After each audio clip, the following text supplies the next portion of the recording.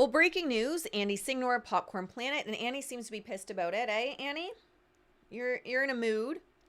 He lost his motion to quash Blake Lively's subpoena. She is going to get what she wants in the documents that she's been looking for.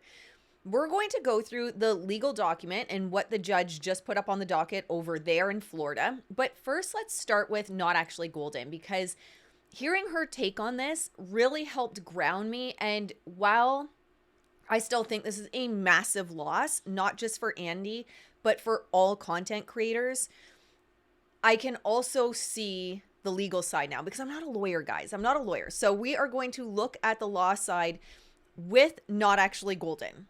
Get the legal first, and then we'll get into my opinion. So let's start there. To the antitrust laws, but racing does not. Isn't that interesting? I am aware, I became aware last night that Popcorn Planet lost their motion to quash. I read through it. I do have a couple of thoughts. It appears to me that the largest problem they had is where they physically are. Where you physically are sometimes makes a huge difference in terms of the law, and wish people would understand that more. So they are in Florida, which means they're covered by Florida law, but they're also in federal court in the 11th Circuit. The 11th Circuit covers Florida, Alabama, and Georgia. And both Florida law and the 11th Circuit take a very, very narrow position on what you have to be to qualify as a journalist to get journalist privilege. Had they made this same argument in Nevada, they might have won, but they were making it in Florida, and so they lost. Just to pause there quick, I apologize that the screen share seems messy, my friends. I got rid of StreamYard. If you watch I have another video coming out talking about this as well. I got rid of StreamYard. I was so tired of all the tech issues. Some days it wouldn't connect to my external camera. I don't know if I'm just need some kind of upgrade or something. I don't know. But I got rid of StreamYard, and I am not completely versed on how to share a website without it sharing my entire screen. So we're just rolling with it. I wanted to still get you guys content out today, so it looks a little bit messy, but hopefully I'll figure out how to make it look better over time, I hope, because I really don't want to go back to StreamYard. I will say the judge took some digs at both Andy and his lawyers here, saying, like, because you're looking at what kind of an organization is it? It's a professional reporter, because that's what the law requires in Florida. And so he says, he formed it as a for-profit. And he drops this snarky footnote that's like, you said in a sworn declaration that it's a 501c3, but it's not. And we can see that from the Florida Department of State, where people list the companies. So there's some sloppiness here that I think probably didn't help. I'm sure that's not on Andy. I'm sure that's on the people who wrote the declaration for him. But long story short, under Florida law, you have to be a quote-unquote professional journalist. And the judge was like, you're a YouTuber, and you talk about current events, but that doesn't make you a journalist under this particular law. And then again, some digs here about Popcorn Planet clues without analysis. Bryce was like, you didn't give me anything. I think it's actually a she. She's like, you didn't really give me anything to work with. Now, I don't know that it would have mattered because the law is not great. Also, this didn't help that he did not provide a privilege log until months after the deadline. So he waived a lot of the privilege, right? I don't know if this is his first time dealing with litigation. I don't know. But that didn't help either. And then the privilege log they gave didn't really get up to par. Now, the judge says a lot of the counsel said this and counsel said that. Sometimes judges do that and sometimes they don't. It's a matter of style. Sometimes it's the judge's way of digging at somebody's attorneys. I can't tell here, but it says counsel for Popcorn Planet argued it was nonsense or absurd that he had to log every text message, whatever.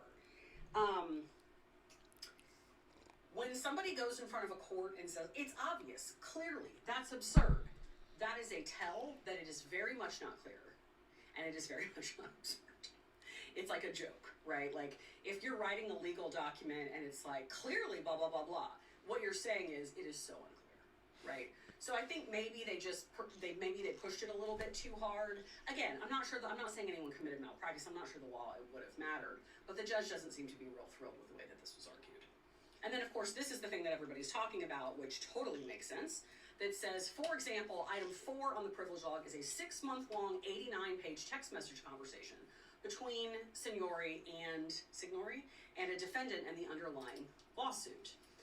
Based on what the order says at the beginning, the only defendants that the order names by name in terms of like being involved in the case are Bryan Freedman and Melissa Nathan. I think it's with one of them. That's my guess if I had to guess. But he's like, sorry, but... Now that's really interesting because when I was talking about Bryan Freedman and Melissa Nathan in regards to the Rebel Wilson case, because Rebel Wilson, I don't know if you know, watch my other content on this, basically threw Bryan Freedman and Melissa Nathan under the bus and was like, she was a colleague or she worked for my lawyer and I had nothing to do with this website. I don't even know how to build websites, but make sure to watch that video. There was 2 people that left comments, but one reached out privately. And I always assumed it's a burner account for someone that is connected in some way, not necessarily to the lawsuits, but like knows Bryan Freedman, like someone in the Hollywood realm. And they had reached out and said the biggest issue, they said, I saw your content on Rebel Wilson and I just wanted you to know this. They said the biggest issue with Bryan Freedman is he often acts within a PR capacity, and that tends to be why people hire him. So if he's acting within a PR capacity, then it's not privileged information. You can get the text messages. That's why, and they said that's why you're seeing some text messages that have been unsealed in the Blake Lively trial where Bryan Freedman, when they're setting up the website, you can see his name in it, even though he's technically the lawyer. So they said that is something that they assumed was going to catch up with Bryan Freedman at one point. Now, that was in regards to the Rebel Wilson case. Is it going to come out in the Rebel Wilson case that, and Rebel might be trying to save herself and throwing everyone else under a bus. Is it going to come out that, yes, she knew, because I think Rebel Wilson's lying through her teeth. Don't get me wrong. I'm not defending her at all. I think she's lying through her teeth. I think the website that she had created is egregious. It's just so out of line. It's so out of line for many reasons against Amanda Ghost, the smear websites. And if there's an aspect of that, which is true, that maybe she gave the go-ahead, but it was Melissa and Bryan that were collaborating on what it would say and what it would feature and how it would be positioned and worded, that could be problematic for Bryan. And is that essentially what's happening here, where it is Bryan Freedman reaching out rather than the PR person reaching out and speaking to, say, Andy or Candace or these journalists and seeding these stories? I'm not saying it is Bryan Freedman, but I do agree with not actually Golden here that it is one of 2 people or both, Bryan Freedman or Melissa Nathan. It's one of those. I just found it really interesting that I got that message about Bryan Freedman and then all of a sudden this pops up. That shit is relevant. She saw this in camera and she's like, sorry, this shit is relevant. So he's going to have to turn it over. Now, I don't know what that stuff is. I don't know if it's about the documentary. Just talk about the documentary in here. So maybe it's a bunch of like, hey, can you make this person available? Hey, can you make this person available? We want to interview them. I don't know. But there is a 6-month-long, 89-page text message conversation between the Popcorn Planet guy and some defendant on this case who I think is either Freedman or Nathan, and they're going to have to turn it over.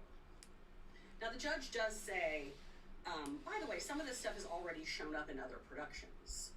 So I think there might be some crossover with some of the things, I'm guessing Nathan, that somebody else has turned over. So it's not all going to be new necessarily, for whatever that's worth.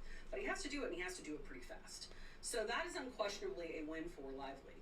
I think that it's important that people understand that these issues of who is a journalist and who is not, for purposes of the the First Amendment, are very much unsettled in a lot of places. Perez Hilton was able to do this and get it quashed in Nevada, in large part because Nevada has much, much more broad laws about who constitutes a journalist, because that is what they have decided to do in the state of Nevada in their legislature. So we want to protect journalists. It's in part a business move to say, if you want to come here and start a website and do all kinds of crazy shit on it, we got you covered. right? That might be part of the reason why Perez Hilton moved there. But Florida doesn't have that. And so that kind of put Popcorn Planet in this space of like, you have to deal with the law that you've got in the place that you're in. And that law turned out to be very good for him. So I don't know. I haven't looked to see if he's talked about it on his page. I'm sure he will. But it looks like he's going to have to turn that stuff over. And we are all going to get to see who he's been talking to for 6 months. My first thought, other than I think it's Freedman or Nathan, is that 6 months ago was well into this case. So my guess is it's all going to be stuff that happened after. But we'll see. All right, so that's the legal side. Let's flip over to the legal documents and see what's going on. What did the judge say? All right, my friends, here it is. We will not go through page for page on this. Now, the first thing here in the analysis on page 7, Popcorn Planet fails to show that the journalist privilege applies and otherwise waives its claim of privilege. I'm going to be honest. I mean, one, I don't know. I genuinely don't know what the Canadian laws say about this. I'm going to be honest. I have no idea. And as someone that creates content on YouTube, as someone that was subpoenaed by Blake Lively and Ryan Reynolds, it does very much concern me that there's still laws that have such a narrow idea of what journalism is, of who's protected and who's not. And I don't think we're genuinely going to see any big changes across the board for some time. I think YouTubers are going to remain largely unprotected for some time. Now, the worry for me, and my shirt from the merch store, Legacy Media is dead. Apparently it's not, because only the laws, only protect them. And a fear I have, and I'm just riffing here about it, a fear I have that I had a conversation with someone about is what's going to happen is if this starts to become a theme and celebrities are sending subpoenas to content creators more and more, it's going to shut down most people from talking about anything. You're not even be afraid to provide commentary. I was simply providing commentary when I got subpoenaed. Now, I do think there's an additional layer of it, of course, for Andy because of the documentary, and very obviously Blake and Ryan want to get to that. And people are going to be afraid to provide commentary because when we look at so many of the content creators that Blake and Ryan subpoenaed, they were just providing commentary. Lauren of Court of Random Opinion reads the legal documents and was subpoenaed. I guess Blake just didn't like that sometimes she had some names for her or some opinions that, Blake obviously didn't think were nice. This is concerning to me. And what I had said is what we're going to see is only the big, basically corporations survive in a situation like this. And what I mean by that is the Candace Owens, the Megyn Kellys of the world, those that have legal teams likely on retainer, on staff, and who can handle going up against these types of people with hundreds of millions of dollars. We're going to see if it becomes an issue and celebrities continue to subpoena people and put them through the court process. A lot of what we see as content creators or independent journalists, in my opinion, stop talking about it. And over the last year, I've seen judgment from people. Hell, I've even been judged by people when I say, like, I have to take a step back from covering something.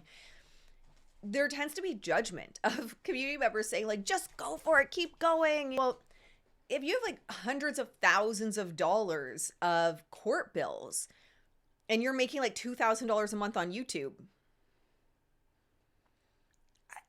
you can't. You literally cannot justify in any reasonable brain continuing to cover something that's going to put you at risk of losing absolutely everything in your life.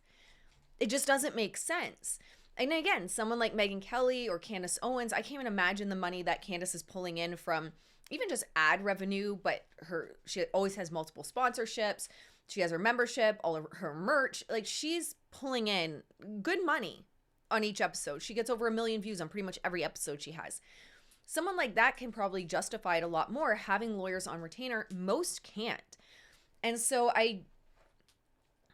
even if we can argue that the judge was following the law to a T here, and they had no choice because it's narrowly tailored, and there is no room within the law, no wiggle room to include YouTubers and streamers or Popcorn Planet. even if I can get to that place, because what do I know? I would have assumed the judge would have had discretion to include YouTubers in that, but it sounds like from Not Actually Golden, that's not the case, and it is very much that narrowly tailored. Either way, this sets such a bad precedent. And I blame Blake and Ryan at the end of the day.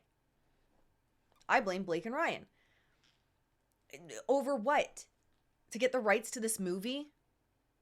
Is that what all of this is about? It's just so ridiculous and destructive to absolutely everyone that they come into contact with, including content creators.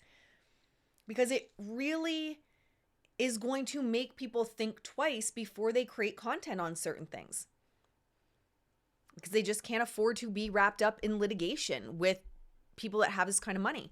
So it says that Popcorn Planet fails to show that the journalist's privilege applies and otherwise waives its claim of privilege. So it says, Andy describes Popcorn Planet as a publicly accessible news and commentary channel and himself as the main host. Popcorn Planet's channel is an account on the website youtube.com through which Andy publishes content. Andy describes the channel's content as news videos, some of which feature legal experts to comment on high-profile court cases involving celebrities. He claims that he's unquestionably entitled to invoke Section 90.5015 Florida statutes as well as common law federal privilege. He asserts that Florida courts have already determined that the statutory journalist privilege under 90.5015 applies to internet-based entities as long as they report the news. Document 2 at 8. However, none of these cases cited by Andy Signore determines as much or contains significant analysis of the statutory language. And this is a dig. You know, this is, to me, what courts think about YouTube channels. And again, if this doesn't send a chilling effect to YouTubers across the board, I don't know, guys. So it says here, Popcorn Planet is little more than a YouTube channel. Although Popcorn Planet maintains a website that operates as an online shop for branded merchandise, Popcorn Planet has no independent website for hosting its video content. Popcorn Planet maintains an online account through the web service Patreon for fundraising, as well as accounts on other social media platforms such as Facebook, Instagram, and X. Popcorn Planet's social media links directly to the YouTube channel as its homepage and for its content. Popcorn Planet's content, including any paid exclusive content available through its Patreon or web store, is published and hosted exclusively through YouTube. And it continues with, similarly, Andy Signore claims that he is a professional journalist, as defined in Section 90.5015, but again offers no analysis of the statutory language and concludes without explanation that Popcorn Planet satisfies that language. Finally, Andy claims that the content published by Popcorn Planet constitutes news because that content is information of public concern, namely in the categories of entertainment, culture, and current events. Oh, and they continue. The judge, I think it's a female, to qualify as a professional journalist under Section 90.5015B, he must regularly engage in the collection and publication of news while working as a salaried employee or independent contractor for a newspaper, news journal, news agency, press association, wire service, radio or television station, network, or news magazine. Yet, Andy says nothing about how Popcorn Planet fits within the meaning of these terms. So it sounds like his filing to the motion to quash doesn't sound like it was sufficient. It didn't address it directly. And Not Actually Golden had mentioned and spoke to this saying, I don't think it would have made a difference regardless because of the law. It says here, for example, Popcorn Planet concludes without analysis that Popcorn Planet is the type of employer contemplated by Section 90.5015B. However, a YouTube channel such as Popcorn Planet is clearly not a newspaper or news magazine under a plain and ordinary meaning of these terms, which I think is ultimately where the law is not keeping up, which happens, and not just in media, but in every area of the law. When we're shifting so much over to platforms like YouTube and alternate sources of media, it's just concerning to me that the law is not keeping up with that. Continues, neither does Popcorn Planet readily fit the terms news agency, press association, wire service, radio or television station, or network. That leaves news journal, which also appears to exclude from its plain and ordinary meaning a YouTube channel. Even if Popcorn Planet could muster a definition broad enough to cover its YouTube channel, any interpretation must consider the context in which the term appears. Section 90.5015 is precise and clearly intended to exclude certain types of media, as evidenced by the exclusion of book authors and others who are not professional journalists. The definition of professional journalists includes within its scope professional news organizations, which are distinguished in part by the exercise of editorial standards and control. Furthermore, although Singer investigates entertainment news and creates content, his position at Popcorn Planet is not the type contemplated in section 90.5015. It says he is employed by and receives salary from Popcorn Planet, but he is also Popcorn Planet's owner, founder, and CEO, the host, director, editor, and main producer, as well as a registered agent of the company, the address of which consists of a USPS box office and a private residence, according to Florida Department of State. Thus, Singer is self-employed, and Florida courts have historically held that the journalistic privilege applies to journalists employed or hired by traditional media outlets. Well, there you go, guys. There is no protection. In Florida, it seems as though not actually Golden had said that Nevada's a different story, but in Florida, no protection unless you are employed or hired by traditional media outlets. I mean, it's very concerning to think about if the precedence it sets, but not necessarily. I mean, if the judge is following the law, the judge is following the law. And the law is the law. And the law has to change. To me, if anything, what this does is show to other celebrities that are pissed at how people are talking about them online that we'll just subpoena them. Just bring them to court. They're not protected anyway. Which I genuinely believe has the potential to get a lot of people to shut up because they just don't. There's just no way. Probably 99% of people providing commentary on trending pop culture stories and current events cannot afford to have themselves and their families dragged through courts like this. It's wild. Additionally, as explained during the first hearing on Popcorn Planet's motion, whether the privilege applies depends not only on whether Signore is employed as a professional journalist, but also on whether he engaged in news gathering at the time that he obtained the information. Even if he is employed as a professional journalist within the meaning of the privilege, he is not necessarily engaged at all times in professional news gathering, in the same way that a lawyer is not always engaging in attorney-client communication or working in anticipation of litigation. He cannot assert a blanket claim of privilege over his activities, but rather must assert that privilege on a document-by-document or item-by-item basis, as would any other holder of constitutional or statutory privilege. Instead, it says blanket assertions of privilege before a district court are usually unacceptable. Instead, an attorney must present himself with his records for questioning, and as to each record, elect or raise or not the issue to raise the defense. Furthermore, Rules 26 and 45 require a timely and express claim, as well as disclosure of information sufficient to support his claim. Here, Lively served the subpoena on July 3rd, 2025. They moved to quash it on July 5th, 2025, or 25th, 2025, 2 days after the time required for compliance. So it also kind of seems like the judge isn't overly impressed. Like, it seems like the judge isn't overly impressed. Like, not only all of this, but this is 2 days after compliance. So moved to quash on July 25th, 2 days after the time required for compliance. Documents 2-1 as the October 22nd, 2025 Popcorn Planet had not produced a privilege log identifying responsive but privileged documents and had not sought an extension of time in which to do so. Yikes.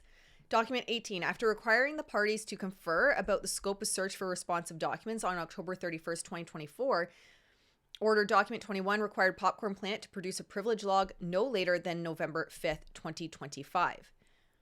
Is October 31st supposed to say 2025?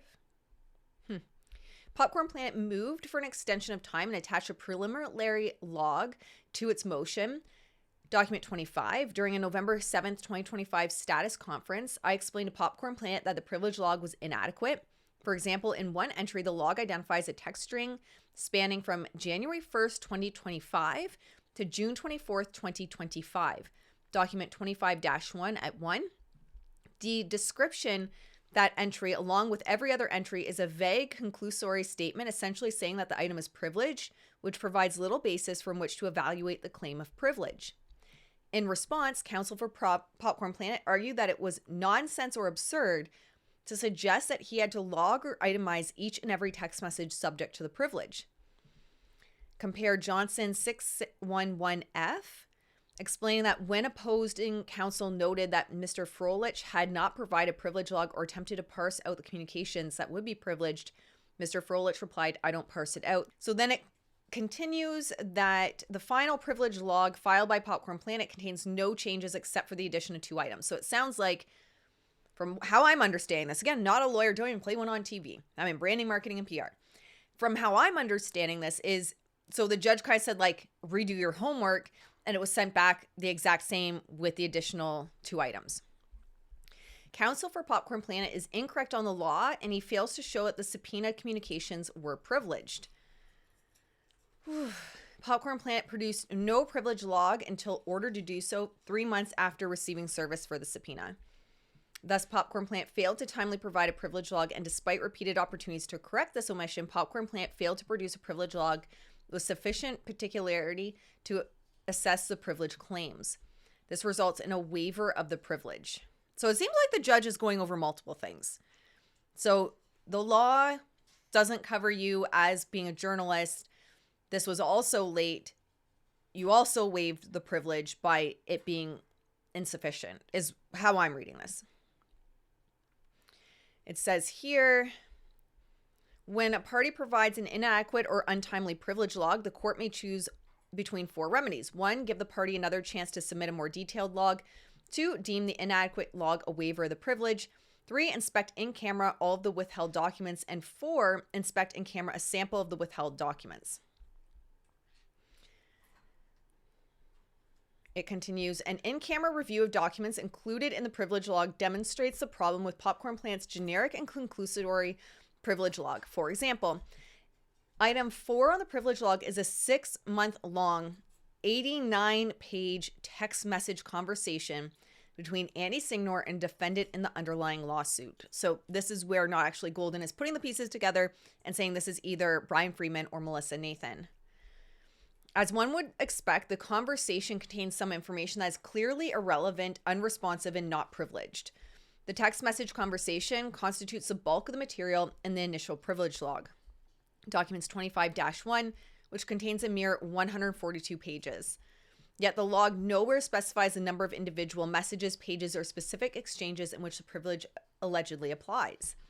The final privilege log contains only 2 additional items, which suggests that the final universe of documents is not much longer than 142 pages. Thus, Popcorn Planet cannot plausibly claim an undue burden in having to separate these documents into the relevant and purportedly privileged parts. Even if the inadequate privilege log caused no waiver, Popcorn Planet's production of documents has. A comparison of documents included in the in-camera inspection with those produced to Lively reveals no discernible substantive difference. Documents 25-1, 28. Items 5 through 17 and 19 are inquiries by individuals associated with Popcorn Planet seeking comment from the people involved in the film who provide no substantive response. Documents 25-1 and 2-4. These emails are similar in content and character to the emails produced by Popcorn Planet to Lively, yet Popcorn Planet provides no information about why some inquiries are privileged and others, similar inquiries, are not. Oh, I'm starting to sweat. Starting to sweat, guys. Accordingly, I find that Popcorn Planet fails to establish that the items responsive to the subpoena are protected from disclosure under the journalist privilege. B, even if Popcorn Planet established that the privilege applies, Lively overcomes it. Even if Popcorn Planet established that the items sought by Lively fall within the journalist privilege, Lively can overcome it. The requests in Lively's subpoena are directly relevant materials to her claim that the defendant in the underlying action orchestrated a campaign to defame her with the help of third parties who created disparaging and false content. Furthermore, an in-camera review reveals that the responsive materials are directly relevant and material to Lively's claims. Lively further establishes that she tried to discover the information from the defendants and to some extent has been able to obtain these materials from them. Lively demonstrates a compelling need because these materials go to the heart of the matter. That is, the primary theory underlying Lively's defamation claims. C, the subpoena imposes no undue burden on Popcorn Planet. Popcorn Planet argues that the subpoena imposes an undue burden because the subpoena seeks extensive document production and because Lively has not exhausted more direct avenues to obtain the requested information. This argument fails for multiple reasons. During the first hearing on Popcorn Planet's motion to quash, counsel admitted having not discussed the scope of the request or the attendant search with counsel for Lively. I think this judge is kind of pissed. When given an opportunity to raise objections to the scope of the request in the subpoena, counsel for Popcorn Planet said, "I don't have a problem with the scope," and affirmed that his only concern was the privilege. Document 18, second, although the undue burden analysis under Rule 45 considers whether the materials are available from another, more convenient source, nothing in Rule 45 requires a party to exhaust all other sources of information before pursuing third-party discovery. I'm telling you guys. I mean, one, the judge sounds pissed. Two, if the judge is following the letter of the law and there was like no wiggle room, you can't include YouTubers in this, I do think there's other reasons why they're saying this was denied. And that's, to me, all this does. I blame Blake and Ryan. Because all this does is, again, show celebrities and people with power and money, well, you can just go for content creators. Just go for the content creators. You don't need to exhaust all other sources of information before pursuing third-party discovery. And they're not protected anyway. And an issue with this as well is it's very possible that people that are sources aren't going to come to content creators or YouTubers with any information. Why would you? Why would you risk it? Because now I'm assuming everything's getting turned over to Blake. She's going to know exactly who spoke to Andy from the movie set. There's a potential for their careers to be over. So people aren't going to want to talk to content creators. There could, I don't know, I'm not in law, but there could potentially be a law fallout from this. Even if required, Lively has attempted unsuccessfully to obtain the same communications from the defendants in the underlying case. Accordingly, Popcorn Planet fails to establish the subpoena posed as undue burden. So it's denied. I don't know, like, my heart rate's up. I don't know, guys. It sounds like there's multiple issues. This is my first time going through it front to back. Seems like there's multiple issues. I have had, like I said, that person reach out and other comments on my content. That person that reached out definitely seems to be within the Hollywood realm. And I have heard that from clients in the past, high profile clients, that Bryan Freedman is kind of known as like, yes, he's a lawyer, but he's also a PR guy. That in both the Rebel case and in this case may bite him in the ass, because when you look at the Rebel case as an example, he put, you want to know about like, well, what's the point of these smear websites? He put in his response to Amanda Ghost these smear websites as proof that Amanda Ghost is problematic and she's trying to shift the blame to Rebel Wilson. Well, what happens if it comes out that he's always working in conjunction with Melissa Nathan and they came up with the idea of the websites, and then he's putting in a legal document that the websites are proof that the opposing party's a psycho and just trying to flip the script on Rebel Wilson? I don't know, guys. I just don't know. It sounds to me like the lawyer or the judge overall is just over it here, but I know for myself, I can't speak for others, but it definitely makes you think twice before you talk about anything, because look, we're already seeing Yizu with the whole Jeremy Renner thing use Blake Lively's playbook and continue to tag Blake Lively as proof of the Me Too movement and people not supporting women and all this other crap. So she's already becoming like this role model for a certain type. Well, now you have Blake Lively being this role model. What happens if other people follow suit on this? Sounds like from Not Actually Golden, the judge followed the law and the law is the law, and that's it. But I think it sets a dangerous precedent in terms of celebrities of, yeah, you can do this and you can get away with it and it's totally cool and the law doesn't protect them. I don't know, guys. I'm wondering if we'll hear Andy talk about it. I haven't seen anything so far, but it'll be interesting to see if he talks about it. He might be limited on what he can say regardless, I would imagine, especially since we're at this point where like everything's being turned over. He might be very limited, but Oh, man, this sucks. I feel really bad for him. I feel really bad for him. I am frustrated and pissed at Blake and Ryan, honestly. What's this over? You don't like people saying mean things about you? I don't know, guys. That's all I got for you, though. Make sure to like, subscribe before you head out. And if you are a content creator, podcaster, or entrepreneur, make sure to head over to Elite Human Design Consulting. It's my other YouTube channel. And it's not just branding and marketing over there. In 2026, I'm focusing on a nervous system first approach to scaling your business and scaling your leadership, because I really believe that we always default to the level of the capacity our nervous system can hold. If you cannot hold more visibility, if you can't hold more responsibility, you're always going to cap yourself with a glass ceiling. So that's going to be the focus of 2026. And I have ADHD and human design over there as well. It's under the hub of Elite Human Design Consulting. So I'll put the link, make sure to check it out. And we do have an Overwhelm Reset mini course happening starting December 15th. It's all pre-recorded. There is going to be a bonus Q&A. It's going to happen, I'm setting the date in the next couple days, between Christmas and New Year's, so you have enough time to get through some of the content. We can sit down on a Q&A. I can help you apply it to you and your situation, answer your questions. But if you've just, like, if 2025 is just taking it out of you, if you're exhausted, burned out, and you need a break, you need a reset, you need to honestly bring down those stress levels, the Overwhelm Reset mini course is going to be for you. I will put that link as well in the show notes. And with that, my friends, it was so nice hanging out with you, and I'll see you in the next one. Bye, guys.